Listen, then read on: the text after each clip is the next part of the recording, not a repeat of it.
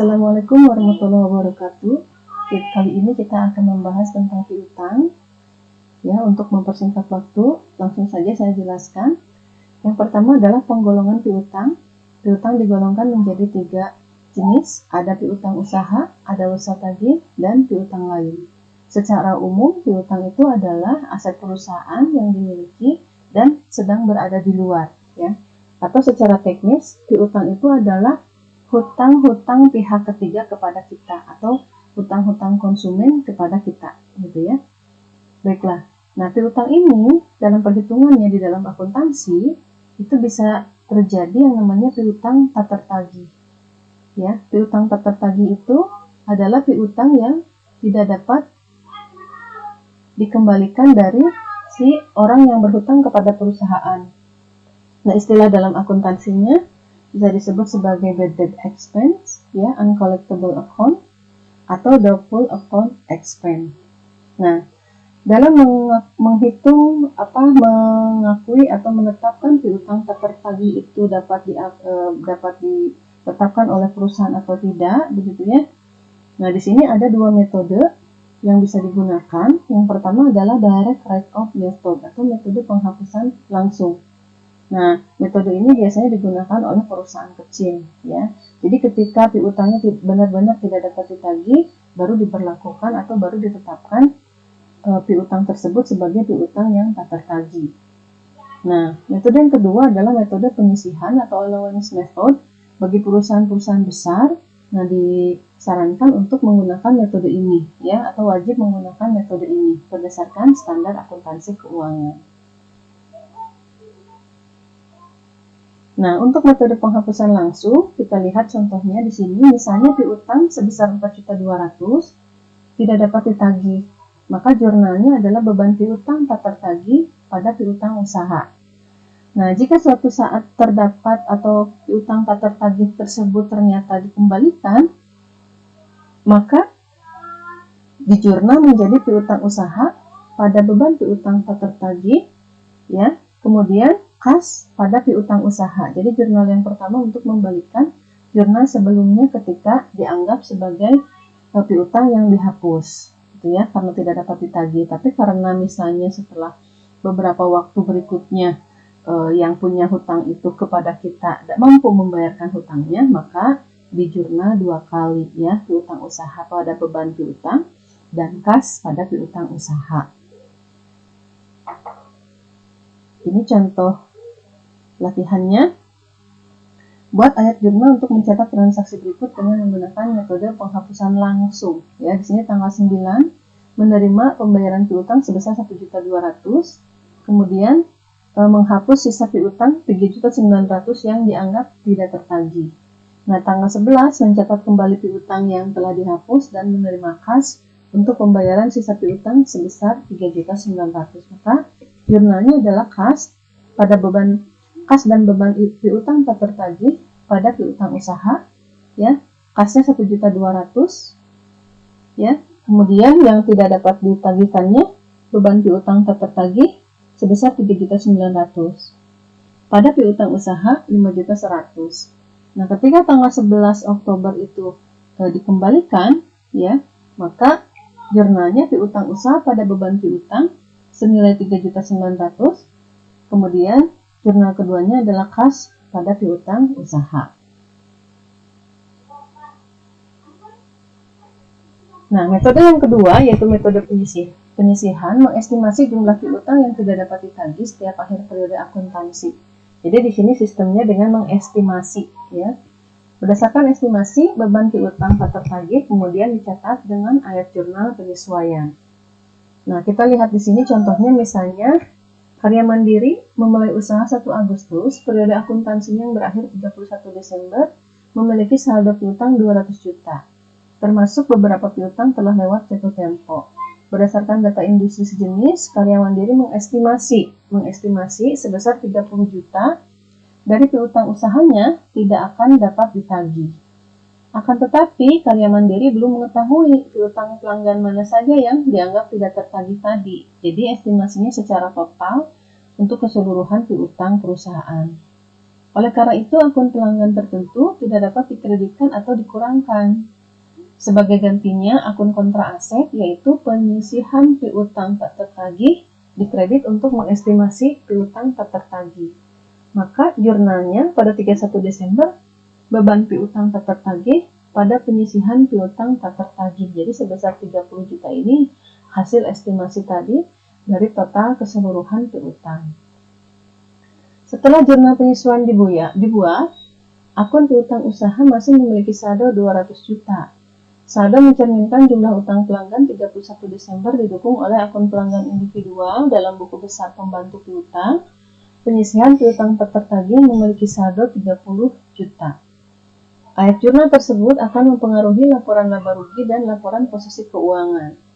Pada laporan laba rugi, ayat jurnal penyesuaian mencatat beban piutang tak tertagih sebesar 30 juta. Pada laporan posisi keuangan, ayat jurnal penyesuaian mengurangi nilai piutang yang diharapkan dapat direalisasi menjadi kas sebesar 170 juta, yang disebut sebagai nilai realisasi neto dari piutang.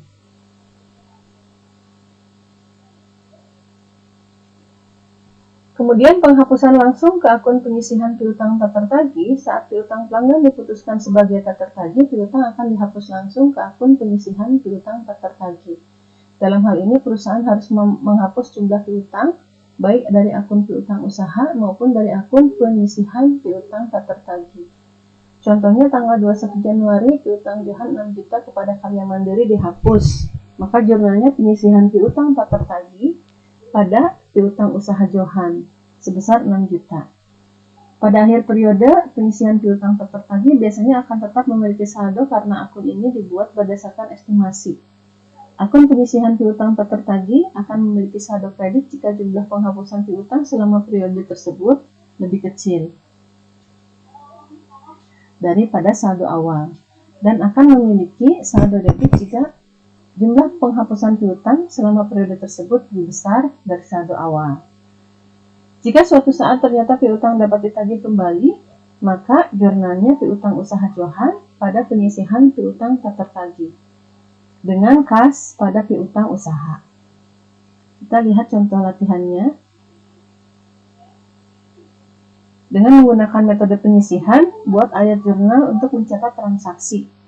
Ya, tanggal 9 menerima pembayaran 1.200.000 dengan dan menghapus piutang 3.900.000. Kemudian tanggal 11 menerima kembali piutang yang sudah dihapus tadi, maka jurnalnya kas dan penyisihan piutang tak tertagih pada piutang usaha. Kemudian tanggal 11 piutang usaha pada penyisihan piutang tak tertagih dengan kas pada piutang usaha. Nah, kalau kita lihat kembali dengan metode langsung ya, kita lihat kembali tadi metode penghapusan langsung. Nah, di sini ya, akun yang digunakan adalah beban piutang tak tertagih. Ya, beban piutang tak tertagih. Kas beban piutang tak tertagih pada piutang usaha. Nah, ketika kita menggunakan metodenya adalah metode penyisihan, maka di sini kas pada penyisihan, ya, bukan pada beban, tapi pada penyisihan piutang tak tertagih. Nah, itu bedanya, ya, beda dalam jurnalnya. Untuk angkanya sama saja. Nah, berikutnya adalah mengestimasi jumlah piutang tak tertagih. Di sini ada dua metode, ya, ada metode presentasi penjualan dan metode analisis piutang. Metode presentasi penjualan digunakan jika penjualan kredit terhadap penjualan relatif konstan. Ya, contoh misalnya dari data Karya Mandiri sebelum penyesuaian, di sini saldo piutang usahanya 240 juta. Kemudian saldo penyisihan 3.250, total penjualan kredit 3 miliar. Persentase beban piutang tak tertagih terhadap penjualan kredit 3/4%. Maka beban piutang tak tertagih adalah rumusnya total penjualan kredit dikali persentase beban piutang tak tertagih terhadap penjualan kredit. Maka beban piutang tak tertagih sebesar 22.500.000. Jurnal penyesuaiannya beban piutang tak tertagih pada penyisihan piutang tak tertagih. sebesar 22.500.000. Ini contoh soal untuk metode persediaan penjualan, ya. Pada akhir tahun, akun piutang usaha memiliki saldo 800 juta, akun penyisihan tak tertagih memiliki saldo kredit 7.500.000. Dan penjualan untuk tahun tersebut 3.500.000.000. Beban piutang tak tertagih diestimasi 0,5%. Nah, jumlah ayat jurnal penyesuaiannya, ya. Ayat jurnal penyesuaiannya, nah 3,5 miliar dikali 0,5%, yaitu 17 juta. Kemudian untuk piutang usahanya, penyisihan piutang tak tertagih 25 juta, ya, dari 17.500.000 ditambah 7.500.000. Kemudian beban piutang tak tertagihnya 17.500.000. Nah, nilai realisasi neto dari piutang usaha yaitu 800 juta piutang usahanya dikurangi dengan penyisihan piutang tak tertagih. Maka nilai realisasinya adalah 775 juta. Ya, itu menggunakan persentase penjualan. Nah, kemudian jika menggunakan metode analisis piutang, nah, metode ini didasarkan pada asumsi bahwa semakin lama piutang tidak dilunasi, maka semakin kecil kemungkinan piutangnya akan tertagih. Ya, kita lihat saja di sini. Langkah 1 menentukan tanggal jatuh tempo, langkah 2 menentukan jumlah hari. Kemudian langkah ketiga, setiap akun ditempatkan pada setiap kelompok umur, ya. Di sini ada kelompok umur belum jatuh tempo, 1 sampai 30 hari dan seterusnya. Kemudian menentukan jumlah setiap kelompok umur, ya. Kemudian jumlah kelompok umur dikali dengan persentase estimasi, dan total estimasi tertagih ditentukan dengan menjumlahkan piutang tak tertagih pada setiap kelompok umur. Nah, ini ilustrasinya. Karya mandiri menggunakan metode analisis piutang, ya. Nah, di sini karya mandiri menyiapkan daftar umur piutang untuk piutang usaha sebesar 240 juta pada tanggal 31 Desember. Nah, bisa kita lihat di sini ada tahapan 1, langkah 1 sampai 3 tadi sudah, ya. Di sini ada pelanggannya, saldo, kemudian dia masuk ke kelompok mana, apakah belum jatuh tempo, apakah jatuh tempo 1 sampai 30, 31 sampai 60 dan seterusnya, ya. Kemudian langkah 4-nya di sini ditotal dijumlahkan, ya, dari atas tadi dari nomor 1. Kemudian langkah ke-5-nya persentase tidak tertagihnya berapa persen. Kemudian langkah 6-nya estimasi piutang. Ya, ini estimasi piutangnya. Berarti total ini, ya, dikalikan dengan persentase, ya, diperoleh hasil ini. Nah, asumsikan bahwa karya mandiri menjual barang kepada Salsa 29 Agustus dengan syarat 2/10 N/30. Sehingga jatuh tempo piutang Salsa adalah 28 September dengan perhitungan sebagai berikut. Syarat kredit 30 hari dikurangi 29 sampai 31 Agustus itu 2 hari. Jumlah di hari bulan September 28 hari. Pada 31 Desember, piutang Salsa telah lewat jatuh tempo selama 94 hari. Ya, 94 hari. Kita lihat di sini perhitungannya. Jumlah hari yang lewat jatuh tempo di bulan Septembernya 2. Kemudian jumlah hari yang lewat jatuh tempo di bulan Oktobernya 31, ya. November 30, Desember 31, maka totalnya adalah 94 hari. Tabel di atas menunjukkan bahwa piutang Salsa 6 juta dikelompokkan pada kelompok 91 sampai 180 hari. Ya, di sini 600.000. Sorry, harusnya 6 juta ini. Oke. Pada kelompok. Nah, langkah 4 dan 6 dilihat pula pada tabel tersebut. Ini langkah 4 sampai 6. Ya. Nah, di sini. Ya. Oke, berikutnya adalah contoh latihan metode analisis piutang. Oke. Pada akhir tahun berjalan, akun piutang usaha memiliki saldo 800 juta. Akun penyisihan piutang tak tertagih memiliki saldo kredit 7.500.000 dan penjualan 3.500.000 juta. Dengan menggunakan metode penentuan umur piutang, saldo penyisihan piutang tak tertagih diestimasi 30 juta. Yang ditanyakan, jumlah untuk jurnal penyesuaiannya berapa? kemudian saldo yang disesuaikannya berapa, dan nilai realisasi neto dari piutang usaha. Nah, jawabannya di sini untuk jumlah pada ayat jurnal penyesuaian yaitu 30 juta dikurangi 7.500.000. Jadi penyisihan piutang tak tertagih ya estimasinya dikurangi dengan penyisihan akun piutang tak tertagih ya saldo awalnya. Jadi 22.500.000. Kemudian piutang usahanya di sini yang dicari adalah saldo yang disesuaikan untuk piutang usaha, penyisihan piutang tak tertagih, dan beban piutang usaha ya. Beban piutang tak tertagih. Piutang usaha 800 juta, penyisihan piutang tak tertagih 30 juta, beban piutang tak tertagih 22.500.000 ya, diperoleh dari poin A. Kemudian nilai realisasi netonya piutang usaha 800 juta dikurangi dengan penyisihan piutang tak tertagih 30 juta, hasilnya adalah 770 juta.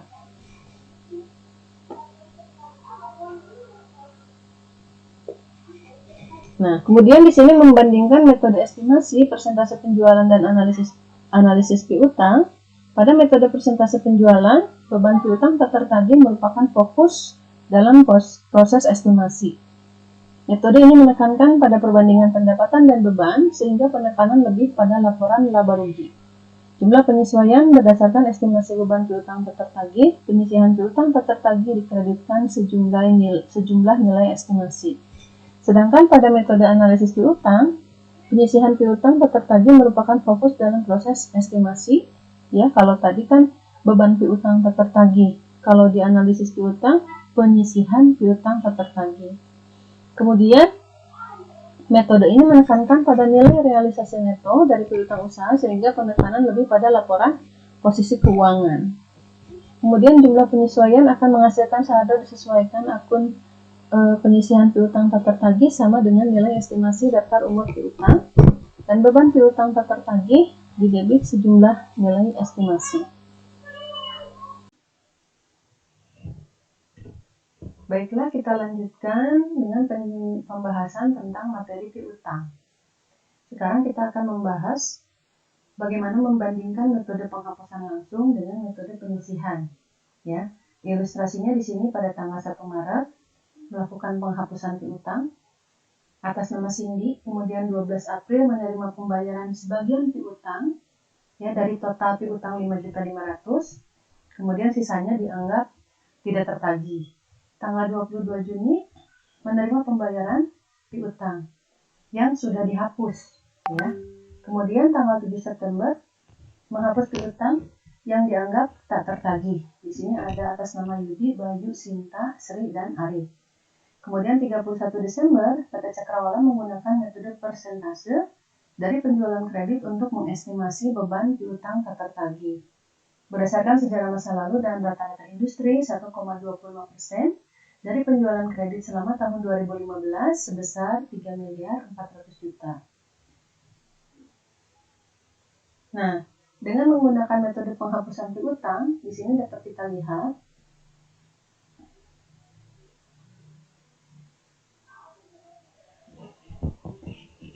pada tanggal 1 Maret, jurnalnya adalah beban piutang tak tertagih pada piutang usaha. Ya, sedangkan pada metode penghapusan piutang menggunakan akun penyisihan piutang tak tertagih pada piutang usaha. Kemudian tanggal 12 April, ya, pada metode penghapusan piutang, jurnalnya adalah kas dan beban piutang tak tertagih pada piutang usaha, sedangkan pada metode penghapusan piutang, kas dan penyisihan piutang tak tertagih pada piutang usaha. Kemudian di bulan Juni, tanggal 22, piutang usaha pada beban piutang tak tertagih, sedangkan di metode penghapusan piutang usaha pada penyisihan piutang tak tertagih. Ya, untuk kas dan pada piutangnya itu sama. Kemudian September tanggal 7 tadi piutang dari 5 konsumen begitu ya. Beban piutang tak tertagih pada piutang usaha masing-masing konsumen. Nah, sedangkan pada metode penghapusan piutang adalah penyisihan piutang tertagih piutang tak tertagih pada piutang usaha semua konsumen. Nah, kemudian tanggal 31 Desember pada metode penghapusan piutang tidak ada penjurnalan, sedangkan pada metode penyisihan, ini metode penyisihan. Nah, di sini adalah beban piutang tak tertagih pada penyisihan piutang tak tertagih, ya. Oke, saya ulang, di sini adalah metode penghapusan piutang, penghapusan langsung, ya. Di sini adalah metode penyisihan, ya. Nah, berikutnya adalah metode penghapusan langsung. Beban piutang tak tertagih yang dicatat pada metode penghapusan langsung adalah saat piutang sebenarnya dianggap tidak tertagih. Sedangkan pada metode penyisihan menggunakan estimasi baik berdasarkan persentase penjualan atau berdasarkan analisis piutang. Nah, kemudian akun penyisihan piutang dalam metode penghapusan langsung tidak digunakan. Dalam metode penyisihan digunakan. Kemudian pengguna utamanya metode penghapusan langsung yaitu perusahaan kecil dengan perusahaan yang jumlah piutangnya relatif kecil, ya. Sedangkan untuk metode penyisihan biasanya digunakan oleh perusahaan besar atau perusahaan yang dengan jumlah piutangnya relatif besar. Nah, berikutnya kita menginjak kepada wesel tagih. Nah, jenis piutang yang kedua tadi ada yang pertama adalah piutang dagang, ya, yang kedua adalah wesel tagih. Nah, wesel tagih ini bedanya dengan piutang biasanya dalam hal waktu, ya. Kalau piutang dagang biasanya lebih cepat, sedangkan kalau wesel tagih lebih lama waktunya. Nah, di sini contohnya ada ilustrasi pembuat janji PT Sentosa, penerima pembayaran PT Pratama, ya. Jadi yang berhutang adalah PT Sentosa, kemudian yang punya piutangnya sendiri adalah PT Pratama. Nilai nominal wesel 2 juta, tingkat bunga 10%, tanggal penerbitan 16 Maret, periode wesel 90 hari. Tanggal jatuh tempo 14 Juni yang ditampilkan sebagai berikut. Nah, hari di bulan Maret ada 31 hari selama bulan Maret itu, ya. Dikurangi tanggal penerbitan. Tanggal penerbitan 16 hari. Ya, di sini ada tanggal penerbitan 16 Maret. Maka tanggal penerbitannya di sini 16 hari. Maka sisa yang tersisa di bulan Maret adalah 15 hari. Ya, 15 hari. Nah, kemudian periode weselnya kan 90 hari. Kita jumlahkan 15 hari, di bulan April 30 berarti 45, ya, di bulan Mei 31 berarti 76, ya. Ke 90 masih ada 14 hari, ya, sehingga periode wesel di sini totalnya menjadi 90 hari, ya.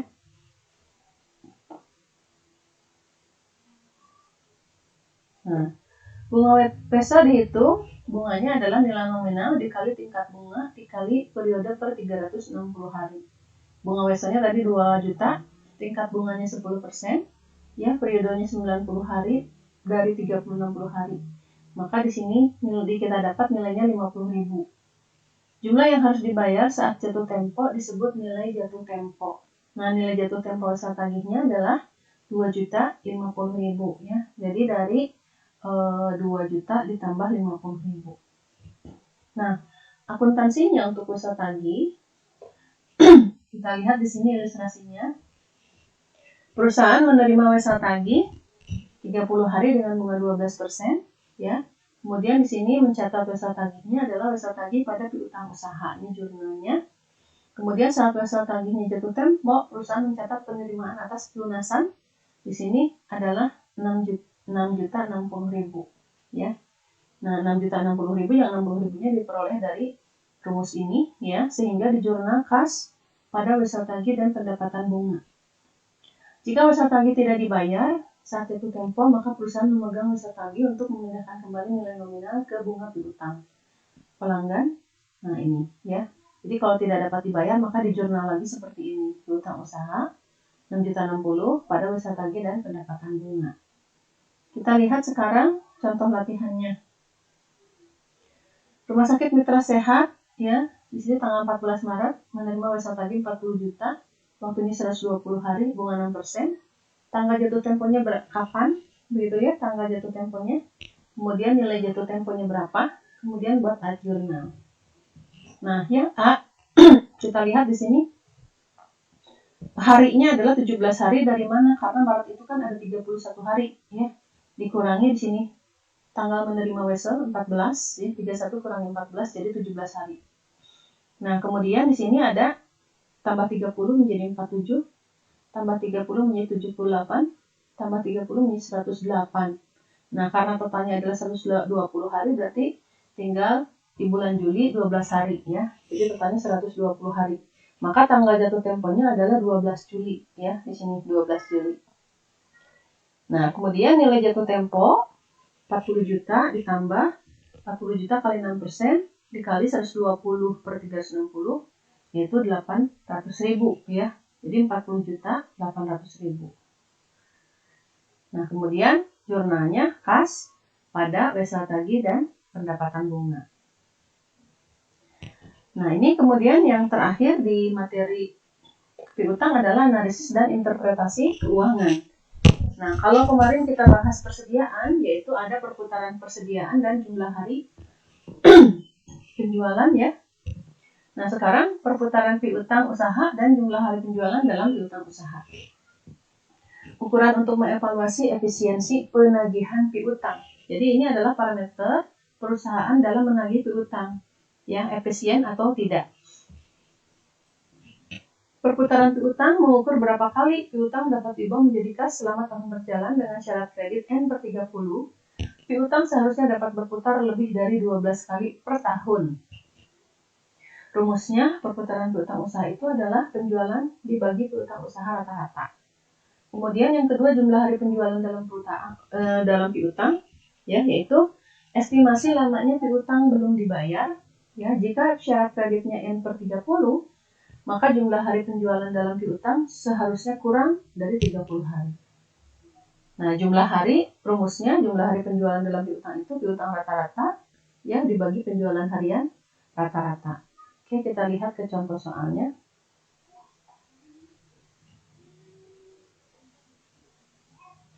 Data laporan keuangan akhir tahun 31 Desember untuk PT Sumber adalah sebagai berikut.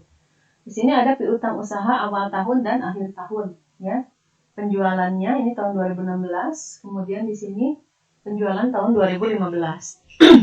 Kemudian piutang usaha awal tahun di 2016 itu 550 juta ya, yang merupakan persediaan akhir piutang usaha akhir di 2015.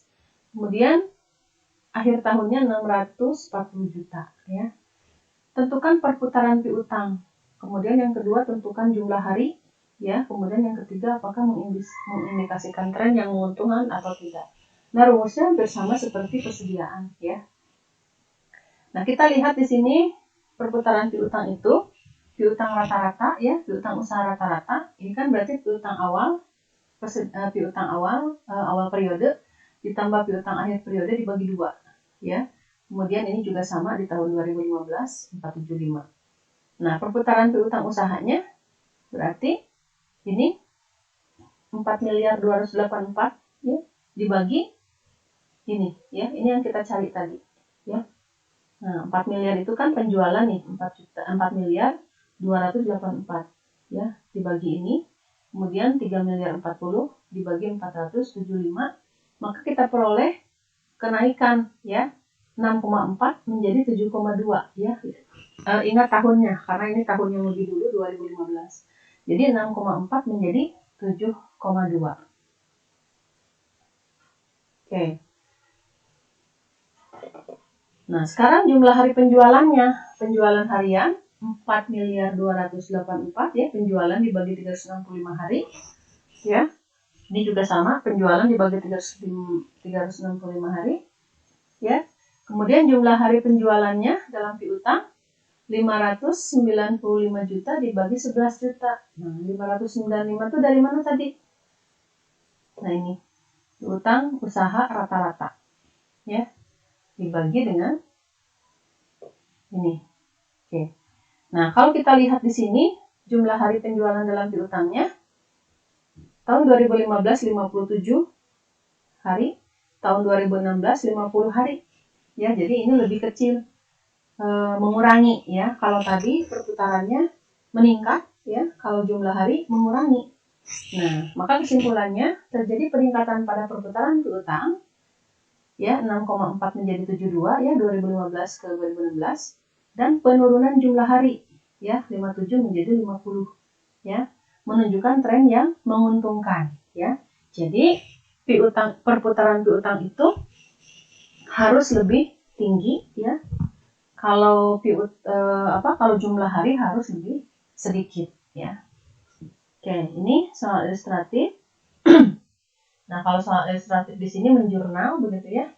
Kita lihat PT Sinar Buana, sebuah perusahaan pemasok alat konstruksi, menggunakan metode penyisihan. Ya, penyisihan. Tanggal pertama 1 Februari menjual barang secara kredit. Kemudian 15 Maret menerima wesel tagih. 9 April menghapus piutang, 21 meminjamkan uang ya dan menerima wesel tagih. 14 Mei menerima pendapatan bunga. 13 Juni mencatat kembali piutang yang telah dihapus. 20 Juli Nadia tidak dapat menepati membayar wesel tagih. 12 Agustus menerima pembayaran wesel tagih. Kemudian 19 Agustus menerima jumlah terutang dari wesel tagih yang tidak ditepati ya. Kemudian 16 menerima wesel tagih. 31 diestimasi bahwa 3% dari penjualan kredit sebesar 1 miliar 375 dianggap tidak tertagih. Nah, perintahnya adalah membuat jurnal untuk mencatat transaksi tadi ya dari tanggal 1 Januari sampai 31 Desember. Kemudian yang kedua membuat jurnal penyesuaian untuk mencatat akruan bunga di akhir tahun. Nah, kita masuk ke jurnalnya. Nah, ini jurnalnya ya. Nah, ini mungkin saya bolak-balik ke soal ya. Tanggal 1 itu menjual barang secara kredit kepada PT Alam 8 juta dengan beban pokok 4.500.000. Sehingga jurnalnya piutang usaha pada penjualan 8 juta, beban pokok penjualan pada persediaan 4.500.000. Ya. Nah, kemudian yang kedua, Maret tanggal 15 ya, menerima wesel tagih 60 hari. Bunganya 12% per tahun. Ya, wesel tagihnya 8 juta. Ya.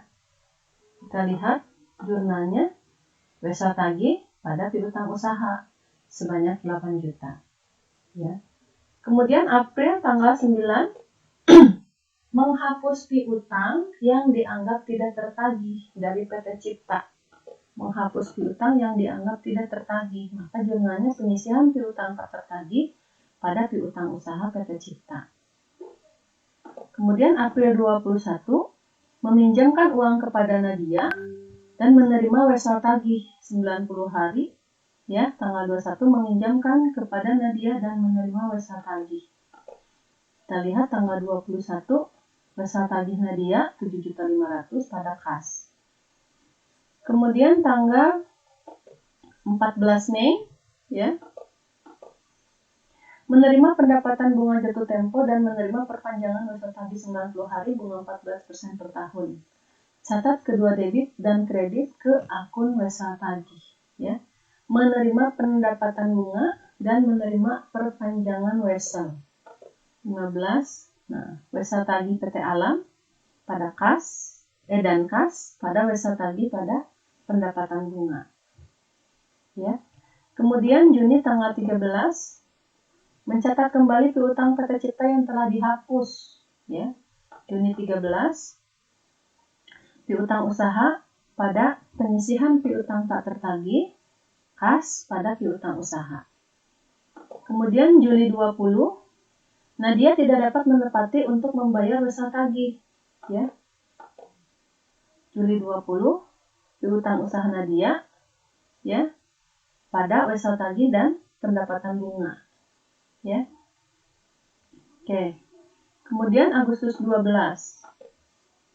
menerima pembayaran wesel tagih yang telah jatuh tempo dari PT Alam. Agustus 12 kas pada wesel tagih dan pendapatan bunga. Kemudian yang Agustus tanggal 19 menerima jumlah terutang dari wesel tagih yang tidak ditepati Nadia ditambah bunga 15% per tahun. Ya, Agustus 19 kas pada wesel tagih dan pendapatan bunga. Ya, di sini sudah ada perhitungannya ya. Nanti tinggal sama seperti yang tadi contoh sebelum-sebelumnya. Kemudian tanggal 16 Desember menerima wesa tagih 60 hari 12 juta 12% ya. Desember 16. Kita lihat di sini wesa tagih pada piutang usaha. Nah, kemudian yang terakhir jurnalnya tanggal 31 Desember, karena ini menggunakan metode penyisihan, maka di sini ada estimasi 3% dari penjualan kredit itu di jurnal. Jurnalnya adalah beban piutang tak tertagih pada penyisihan piutang tak tertagih. Ya. Nah, ini cara menghitungnya. Oke, kemudian yang soal pertanyaan yang keduanya, membuat ayat jurnal penyesuaian untuk mencatat akruan. Nah, di sini berdasarkan tanggal jurnal penyesuaian tanggal 31, maka piutang bunga pada pendapatan bunga. Bunga yang masih harus dibayarnya adalah 60.000. Baiklah, mungkin cukup sekian untuk penjelasannya. Terima kasih. Assalamualaikum warahmatullahi wabarakatuh.